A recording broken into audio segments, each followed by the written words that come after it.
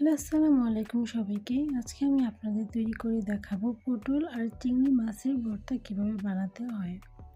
আমি এখানে 4টি পটল নিয়েছি আর চিংড়ি মাছ নিয়েছি 15টি।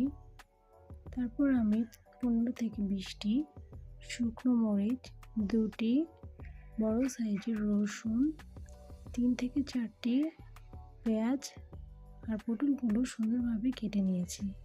তারপর আমি কড়াইতে কেটে রাখা পটলগুলো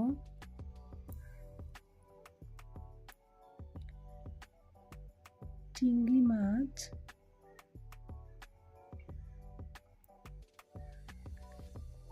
পেঁয়াজ কুচি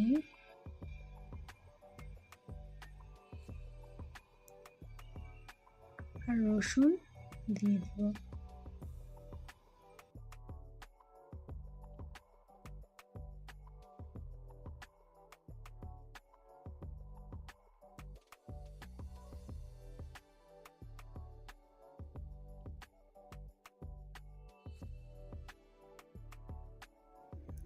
তারপর দিয়ে দিব স্বাদ মতো লবণ।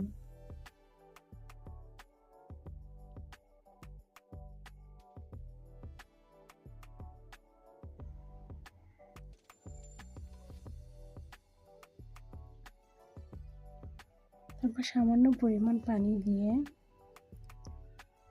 চুলার আঁচে মিডিয়াম টু লো হিটে আমি সুন্দর করে সবগুলো উপকরণ সিদ্ধ করে নিব। মাঝে মাঝে ভাবে নেড়ে চেড়ে দিব।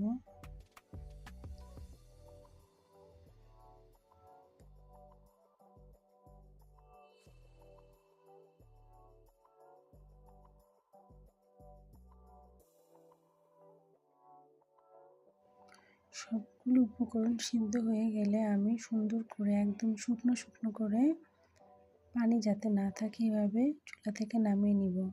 তারপর আমি একটি তাওয়াতে শুকনো মরিচগুলো ঢেলে নেব।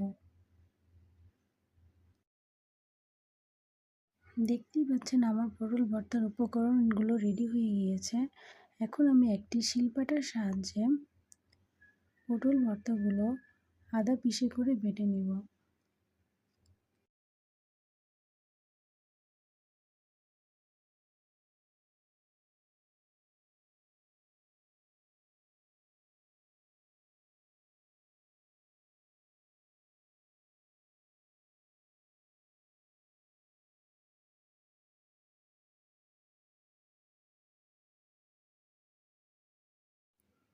আদা পিষে করে বেটে নিলে ভর্তার টেস্ট আমার থেকে ভীষণ মজা লাগে।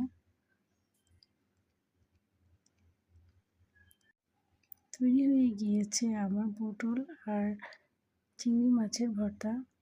আমার কিন্তু খেতে ভীষণ মজা লেগেছে। আপনাদের কেমন লেগেছে সবাই আমাকে জানাবেন। আল্লাহ হাফেজ। আসসালামু আলাইকুম।